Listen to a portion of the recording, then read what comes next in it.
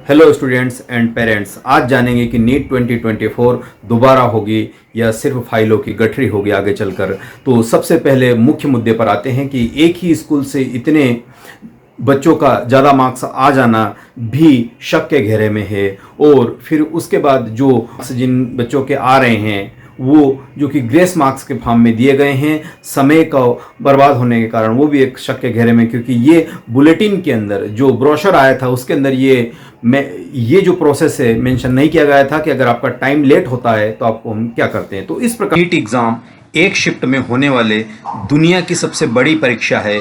5 मई को हुई परीक्षा में 571 शहरों के 4,750 केंद्रों पर 23.33 लाख स्टूडेंट्स शामिल हुए और उतने ही लोगों के यानी उतने ही बच्चों के भविष्य के साथ ये मजाक जैसा लग रहा है। और इसके पक्ष में यूपीएससी के पूर्व चेयरमैन की अध्यक्षता में एक 4 सदस्यीय कमेटी जो कि 1563 छात्रों को दिए गए ग्रेस अंक की समीक्षा करेगी और 7 दिन में रिपोर्ट देगी।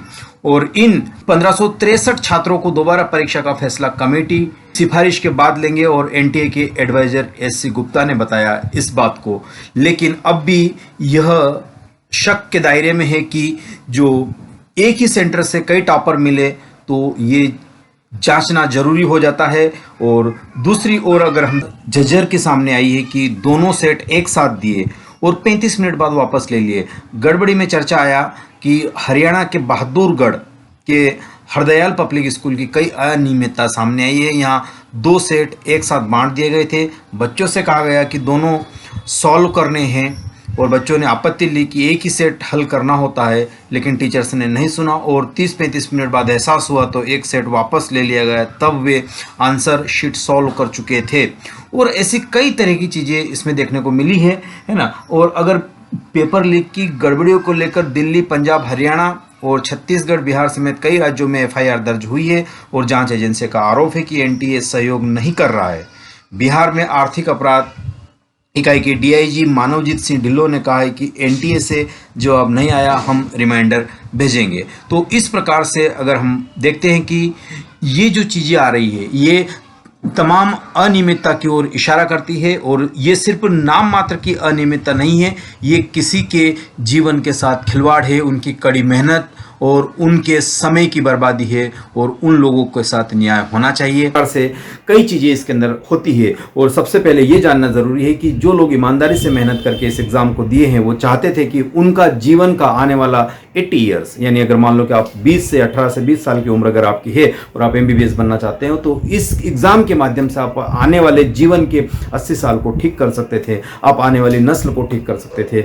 लेकिन वो लोग जो सिर्फ और सिर्फ मुद्रा बल के आधार पर या कोई भी कारण रहा हो, बाहुबल रहा है, वॉट एवर जो भी इसका रीजन रहा होगा, तो ये एनटीए ने जो किया या एनटीए का इंटेंशन था कि नहीं था ये तो जांच का विषय है और एजेंसियां जांच कर रही है।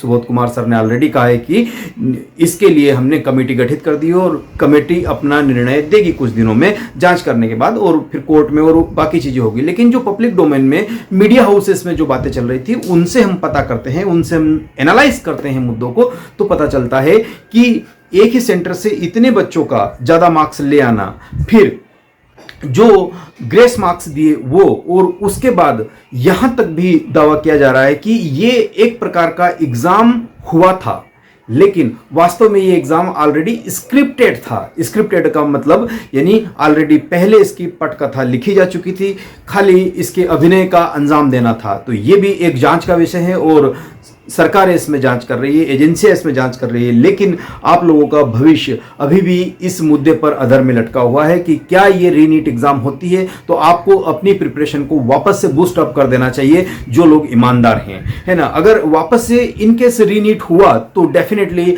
आप इस डिप्रेशन के दौर से आपने जो भी गेन किया साल भर में, 2 साल में, 3 साल में आपकी जो प्रिपरेशन है वो स्पॉइल हो सकती है, आप मिसगाइड हो सकते हैं। तो डेफिनेटली आपको अपनी प्रिपरेशन को मेंटेन रखना है। हो सकता है कि ये रीनीट हो जाए, और होना चाहिए कि नहीं होना चाहिए तो आप डेफिनेटली कमेंट करके इस बात को जरूर बताइएगा। और दूसरी सबसे इंपॉर्टेंट बात इसमें यह आती है कि अगर रीनीट होती है तो पाने वाले 67 लोग हैं, इतना मार्क्स है ना।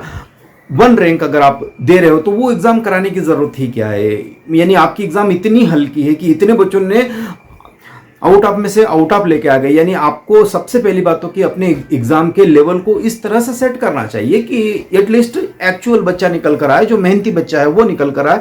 आपने तो इसका क्या बना दिया, मजाक बना दिया। और यही चीज़ें इंडिया में नहीं, बाहर के लोग भी देखते हैं। और जो हमारे फ्यूचर डॉक्टर बनते हैं, इस चीज़ को पढ़कर अगर इस मैकेनिज्म से जाएंगे तो वो कैसे डॉक्टर बनेंगे? डेफिनेटली, क्योंकि मौत रिश्वत नहीं लेती है। तो आप नीट एग्जाम में तो रिश्वत दे सकते हो, आप नीट एग्जाम में तो धांधली कर सकते हो, लेकिन जहां अपने प्रैक्टिसेस में जाएंगे वहां पर क्या होना है? तो ये तमाम चीजें, ये जो तमाम चीजें हो रही है, ये कुल मिलाकर जो ईमानदार बच्चे हैं उनके साथ एक फ्यूचर का खिलवाड़ हो रहा है और ये नहीं होना चाहिए। और हम इस प्रोटेस्ट के साथ हैं, ये प्रोटेस्ट होना चाहिए। और ये एग्ज़ाम हम भी चाहते हैं कि रीनीट हो, और ये अगर ना हो तो इसमें प्रॉपर जांचें हो, लेकिन जांच भी तय समय के अंदर हो जानी चाहिए ताकि बच्चों का अगला भविष्य तय हो पाए, अगले साल की परीक्षा को उनकी रणनीति बन पाए। इसमें पेरेंट्स, बच्चे और जितने भी कोचिंग संस्थान हैं जो इस चीज़ के लिए है, वो भी एक प्लेटफॉर्म में आकर बच्चों का साथ दें, क्योंकि उन्होंने भी